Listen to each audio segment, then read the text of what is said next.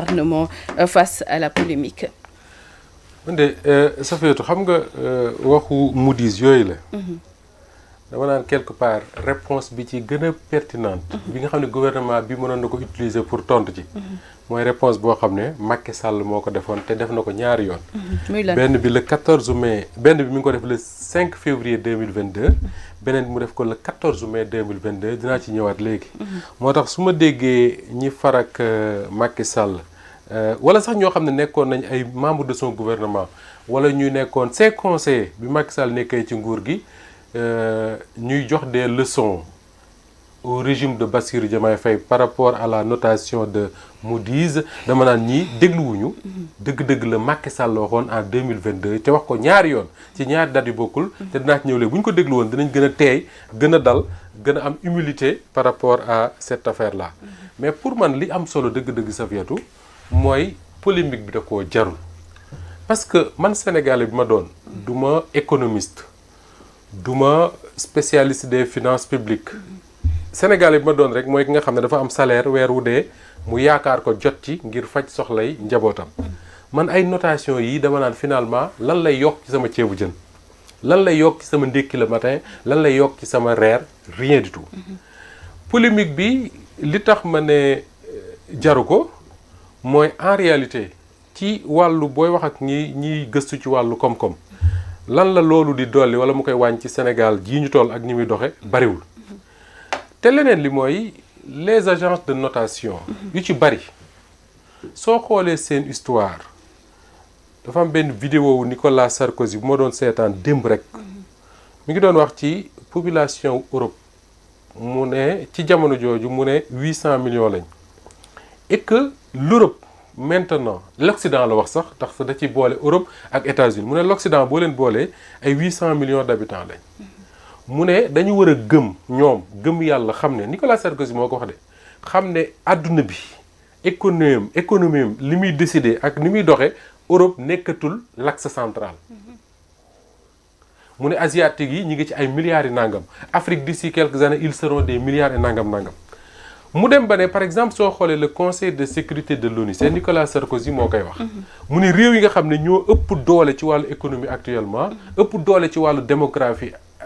mooy population actuellement comme même réew yu mel ne Afrique mu ne amuñu sax benn représentant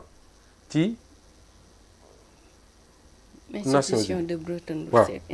Nations Unies mu ne nous sommes en 2023 cette vidéo certainement date de 2023 mu ne comment peux-tu comprendre que ces organisations là nga xam ne ñu ngi judd woon ci le siècle dernier ci année 1900 yi continuer di fonctionner comme ni ñu doon fonctionner ba si année yu ñu toll. Nicolas Sarkozy jàpp na yenwul maanaam dama ko dégg bu mu jàgg ma ne mais ni Nicolas Sarkozy wax mën nañu wax la même chose ci les agents de notation là muy Standard & Poor's muy Moody's bii nga xam ne moom la ñu war a waxtaanee. Safiatou Moody's mi ngi judd en 1909 la Moody's judd ka ko créé mi ngi tudd John Moody siège am actuellement ma nga ca New York cela li ma bëgg a wax foofu mooy la gouvernance économique mondiale ñi nga xam ne ñoom ñoo ko téye di si décider nu mu leen neexee occidentaux yi lañ moo tax su fekkee de réew yi ñu nekk muy réewu Afrique yi da nga ci gis réew moo xam ne dafa tànn ne man bëggatuma dox ni nga xamee ne noonu la ma gouvernance économique mondiale imposée ma koy doxee bi ma amee indépendance ba léegi mooy des leaders comme Ousmane Sonko d'autres leaders comme ça existent en Afrique et dans d'autres coins du monde mais ces gens-là bu ñu yaakaaree ne lu mel ne FMI lu mel ne Banque mondiale lu mel ne agent de notation yi dañ leen defal ay cadeaux mais ils se trompent duñ leen defal benn cadeau te li tax man ma gëm loolu li tax ma wax la léegi ne la jàpp naa ne la meilleure réponse mooy bi Macky Sall defoon et dans cette affaire là de Moody's notation en tout cas Macky Sall daf ci constant bu ñu ko mënee waxee noonu c'est-à-dire que position wuute wu ci te da ngay déglu baax li ma la bëgg a wax pour comprendre lan moo tax ma koy wax et pour comprendre lan moo tax ñi nga xam ne dañuy xalab le gouvernement ndax réponse bi mu def waa Moody's après la notation ma ne leen nañu dellu ci waxu Macky Sall pour comprendre que ni lii gouvernement bi di wax mooy lii dëgg. Je m'explique Macky Sall dañ kaa fal le 5 février 2022 lañ koy installé en tant que président de l'Union africaine. L'Union africaine Macky Sall wax ci ne nos économies sont sous-financées maanaam suñu économie yi ñun Afrique financement bi ñu soxla pour développer suñu réew mu ne ba léegi amuñu ko Macky Sall ne lan moo ko waral mu ne li ko waral mooy taux d'intérêt yi dafa élevé taux d'intérêt yi ñuy laaj dafa élevé ñu ñëwaat le 14 mai 2022 Macky Sall Moody's génne woon benn notation jëmale ko ci gouvernement ak ni muy doxee Macky Sall di leen tontu ba mu leen tontu c'est exactement la même chose que bi mu waxoon le 5 février 2022 mu tontuwaat ci le 14 mai 2022 ci même année bi moo tax ma ne la Macky Sall dafa constant ci mbir moom déglul lan lay wax Macky Sall dafa ne les critères d'évaluation yi nga xam ne moom la agence yi di utiliser Moody's ak Standard & Poor's ak yeneen ak yeneen mu ne les critères d'évaluation yi ñuy utiliser n'ont parfois rien d'économique. Macky Sall moo ko wax boo bëggee nga dellu ci discours bu mu defoon le 14 mai 2020 le 5 février 2022 dàbbaliwaat ko le 14 mai 2022 mu ne agence yooyu noonu muy Moody's ak muy Standard & Poor's ak beneen mi ngi tudd Right xaw ma lan affaire yooyu mu ne seeni critères yi ñuy évaluer suñu économie yi li ñu évaluer le niveau de risque yu demee noonu mu ne parfois ça n'a rien d'économique jotewul dara économie Macky Sall moo ko wax mu yokkaat ci ne souvent ce sont des facteurs mu ne parfois ce sont des facteurs subjectifs ñu jàng tubaab xam na lan mooy subjectivité selon la tête du client ils font des appréciations mais Macky Sall wax leneen lu ëpp solo loo xam ne moo tax ma jàpp ne ñii jërul ñuy yàgg seen coow Macky Sall dafa ne tout cela li mu wax sànq fait que la perception du risque d'investissement en Afrique reste toujours plus élevée que le risque réel mu ne notation yi le fait que ñu koy def sur des critères plutôt subjectifs mooy tax ba la perception mooy gisin sentiment qui n'a rien à voir avec la réalité mu ne cette perception là sur le risque d'investissement mooy risque yi ñuy wax ne ñoo agence yi mu ne risques yi ñuy wax ne ku bëgg a investir ci su réew yu mel ne Sénégal risques yooyu ngay jël mu ne perception boobu Macky Sall wax mu ne ça reste toujours plus élevé que le risque réel. affaire lii tubaab la Macky Sall moo ko wax. daf ne les agents de notation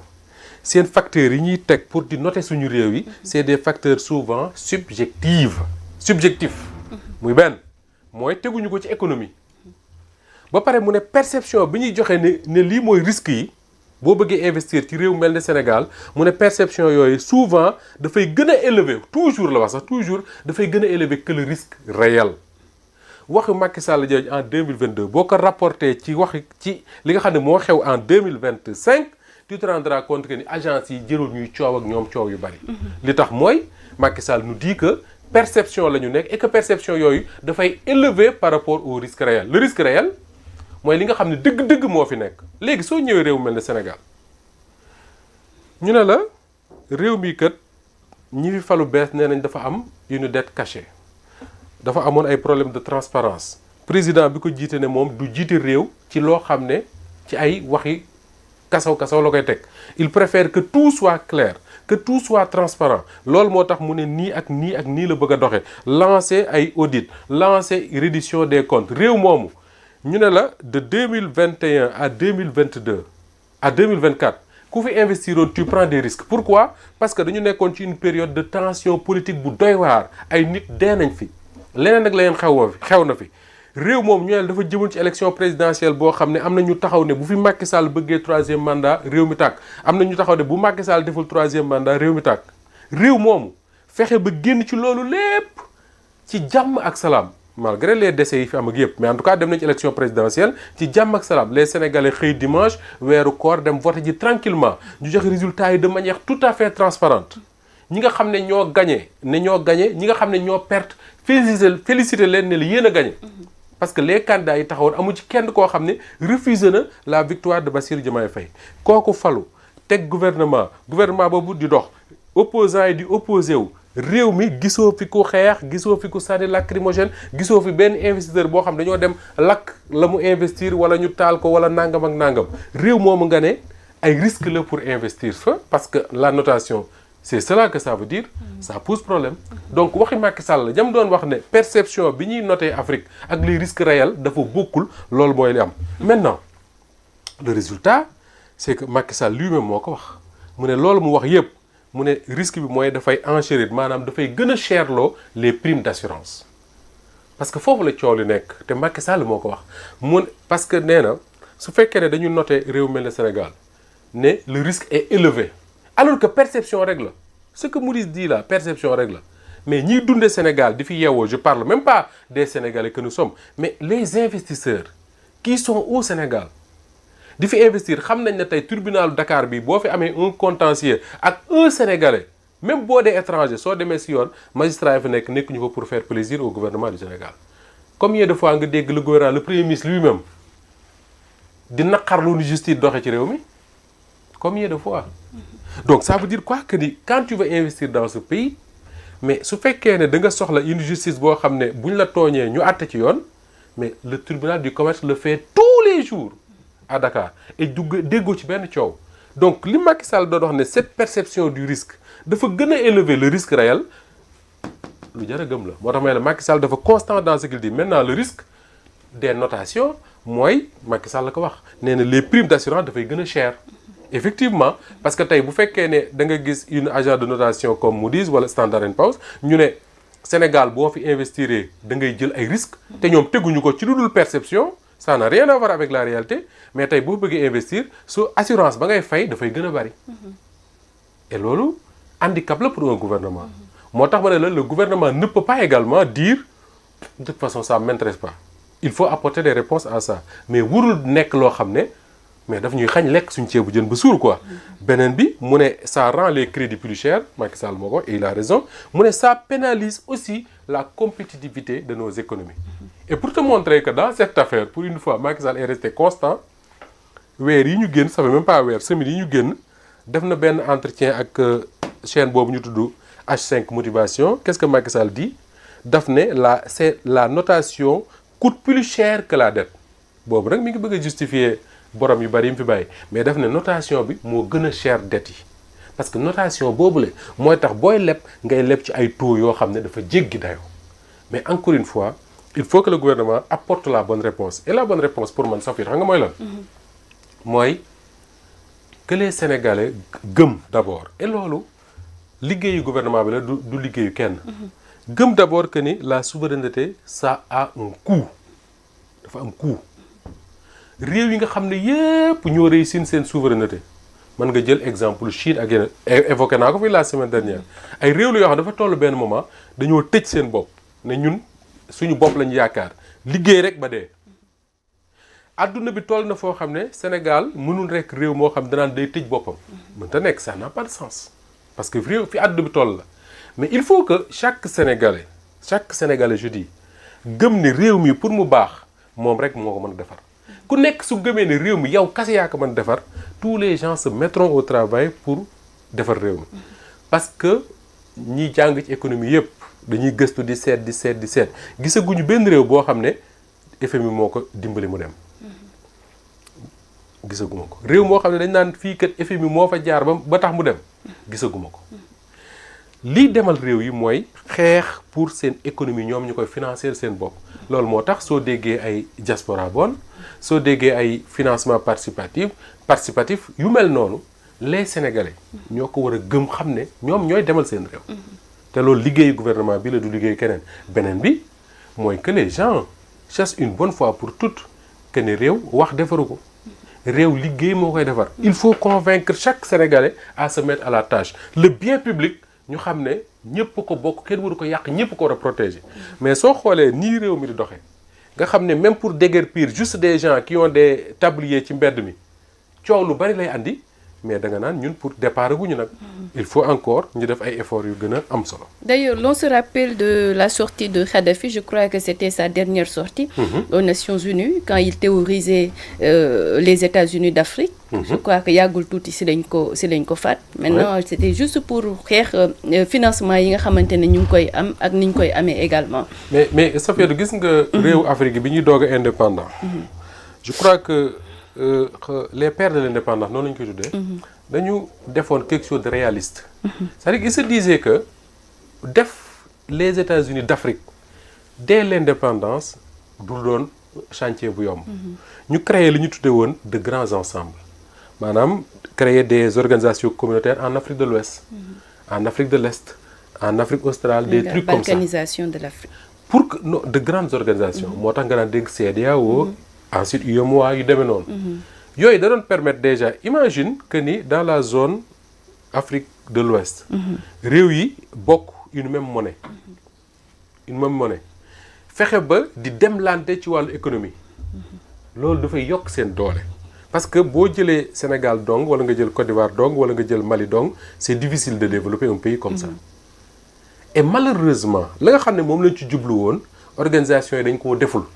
organisation yi dañoo dem ba nekk des organisations yoo xam ne leen fi gën a soxal. mooy défendre les intérêts d'un chef d'État wala des chefs d'État qu'ils sont. moo tax nit ñi demoon ba naan c'est des machins ou bien c'est des syndicats de chefs d'État. mais tey bu fekkoon ne par exemple CEDEAO la nga xam ne booy liiraat objectif yi mu amoon buñ ko réaliser woon heure bii buñ ne laa par exemple un Européen qu'il soit français ou allemand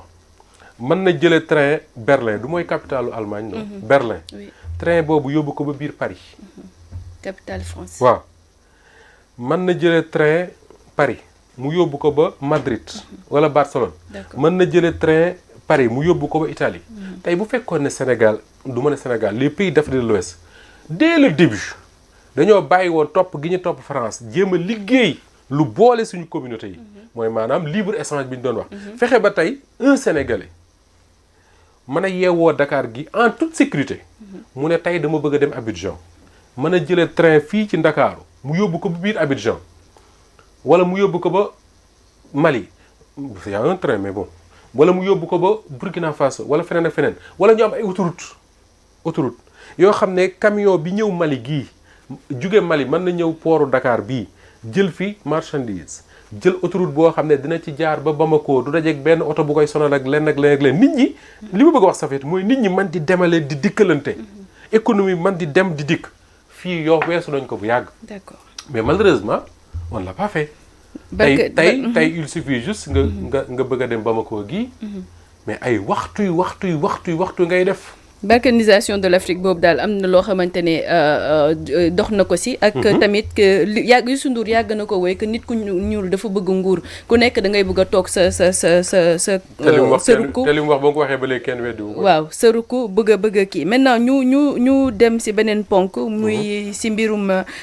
Soya